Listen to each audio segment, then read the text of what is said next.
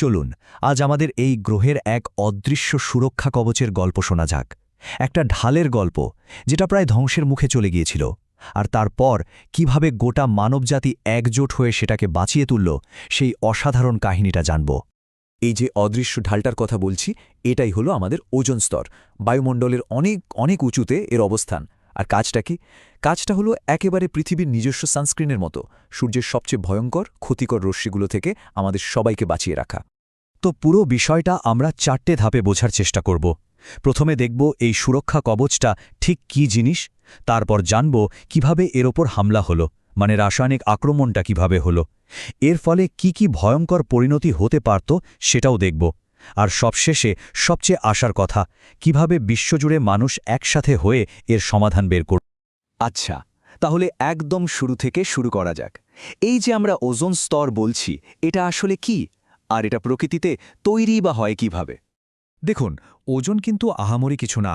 এটা আসলে অক্সিজেনেরই একটা অন্য রূপ। আমরা নিঃশ্বাসের সঙ্গে যে অক্সিজেন নিই, মানে O2, তাতে থাকে 2টো পরমাণু। আর ওজোনে অর্থাৎ O3-তে থাকে 3টে অক্সিজেন পরমাণু। স্ট্র্যাটোস্ফিয়ারে এই O3 এর যে পাতলা একটা স্তর আছে, সেটাই কিন্তু আসল কাজটা করে। এটা সূর্যের মারাত্মক ক্ষতিকর আল্ট্রাভায়োলেট রশ্মি, যেটাকে আমরা ইউভি রে বলি, সেটাকে শুষে নেয়। আর মজার ব্যাপার হলো, এই ওজোন স্তর কিন্তু সবসময় একই রকম থাকে না। এটা ক্রমাগত তৈরি হচ্ছে আবার ভাঙছে। মানে সূর্যের ওই শক্তিশালী ইউভি রশ্মি একদিকে অক্সিজেন অণু ভেঙে দিচ্ছে, আবার সেই ভাঙা পরমাণুগুলোই আরেকটা অক্সিজেন অণুর সাথে জুড়ে গিয়ে ওজোন তৈরি করছে। এটা একটা প্রাকৃতিক ভারসাম্য, বুঝলেন? একটা দারুণ সাইকেল। কিন্তু সমস্যাটা হলো তখনই যখন মানুষের তৈরি কিছু রাসায়নিক পদার্থ বায়ুমণ্ডলে গিয়ে এই প্রাকৃতিক ভারসাম্যটাকে পুরোপুরি ঘেঁটে দিল, আমাদের সুরক্ষার ঢালে ফাটল ধরাতে শুরু করল। আর এর পেছনে মূল কালপ্রিট ছিল ক্লোরোফ্লোরোকার্বন, বা সংক্ষেপে CFCs। নামটা কঠিন শোনালেও জিনিসগুলো কিন্তু আমাদের খুবই পরিচিত ছিল। যেমন ধরুন, পুরনো মডেলের ফ্রিজ বা এসির গ্যাস, বিভিন্ন ধরনের অ্যারোসল স্প্রে, এমনকি ফোম বা ইলেকট্রনিক্স পরিষ্কার করার কাজেও এটা ব্যবহার হতো। এখন মনে হতেই পারে, একটা সামান্য স্প্রে ক্যান বা পুরনো ফ্রিজের গ্যাস, সেটা আবার পৃথিবীর এত ওপরে গিয়ে এত বিশাল ক্ষতি করে কিভাবে? চলুন এর পেছনের সহজ বিজ্ঞানটা একটু দেখে নিই। ব্যাপারটা হলো, এই CFC গ্যাস যখন স্ট্র্যাটোস্ফিয়ারে পৌঁছায়, সূর্যের ইউভি রশ্মি সেটাকে ভেঙে দেয়, আর ভেঙে গেলেই বেরিয়ে আসে এক ভয়ঙ্কর জিনিস, ক্লোরিন পরমাণু। এই ক্লোরিন পরমাণুগুলোই হলো আসল ভিলেন। এটা একটা ওজোন অণুকে আক্রমণ করে ভেঙে দেয়, কিন্তু নিজে একদম অক্ষত থাকে। ফলে সে আবার ছুটে যায় আরেকটা ওজোন অণুকে ভাঙতে। এটা একটা না শেষ হওয়া চেন রিঅ্যাকশনের মতো। আর এর ক্ষমতাটা একবার ভাবুন তো, মাত্র একটা ক্লোরিন পরমাণু, হ্যাঁ মাত্র একটা, তার জীবনকালে প্রায় 1 লক্ষ ওজোন অণুকে ধ্বংস করে ফেলতে পারে। ভাবা যায় কি মারাত্মক এর প্রভাব? তো এই বিধ্বংসী আক্রমণের ফলে কি হলো? যখন আমাদের সুরক্ষার ঢালটা ধীরে ধীরে পাতলা হয়ে যেতে শুরু করল, তখন পৃথিবীর বুকে প্রাণের উপর এর কি প্রভাব পড়ল? এর সবচেয়ে সরাসরি প্রভাবটা এসে পড়ল আমাদের স্বাস্থ্যের উপর। কারণ বেশি পরিমাণে ক্ষতিকার ইউভি রশ্মি পৃথিবীতে আসতে শুরু করল। এর ফলে ত্বকের ক্যান্সারের ঝুঁকি, চোখে ছানি পড়ার সমস্যা, এগুলো মারাত্মকভাবে বেড়ে গেল।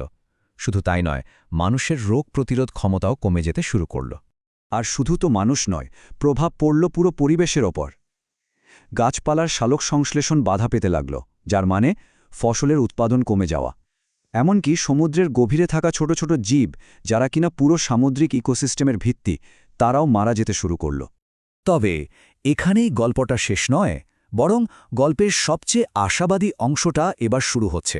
বিজ্ঞানীরা যখন এই ভয়াবহ বিপদ্দার সম্পর্কে নিশ্চিত হলেন, তখন কিন্তু গোটা বিশ্ব একজোট হয়ে এর বিরুদ্ধে রুখে দাঁড়িয়েছিল। এই টাইমলাইনটা দেখুন।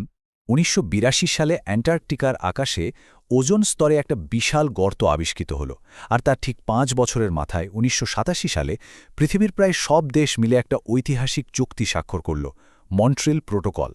এরপর খুব দ্রুত গতিতে বিশ্বজুড়ে CFCর ব্যবহার এবং উৎপাদন বন্ধ করে দেওয়া হল। সত্যি বলতে কি, এই মন্ট্রিয়াল প্রোটোকলকে মানব ইতিহাসের সবচেয়ে সফল পরিবেশ চুক্তি হিসেবে ধরা হয়। কারণটা খুব সহজ, এই প্রথমবার গোটা বিশ্ব একটা পরিবেশগত সমস্যার সমাধানে এতটা সফলভাবে একজোট হতে পেরেছিল।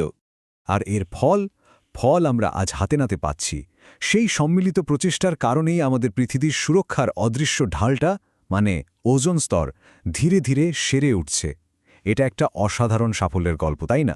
সুতরাং ওজোন স্তরের এই গল্পটা আমাদের শুধু একটা পরিবেশগত সংকট আর তার সমাধানই বলে না, এটা আমাদের একটা বড় আশাও দেখায়। এটা প্রমাণ করে দেয় যে বিজ্ঞান, সঠিক নীতি আর আন্তর্জাতিক সহযোগিতা যদি একসাথে কাজ করে, তাহলে অসম্ভবকেও সম্ভব করা যায়। এখন প্রশ্ন হলো, আজকের দিনে আমরা যে আরও বড় বড় পরিবেশগত চ্যালেঞ্জের মুখোমুখি হচ্ছি, সেগুলোর সমাধানের জন্য এই সাফল্যের গল্প থেকে আমরা কি শিখতে পারি?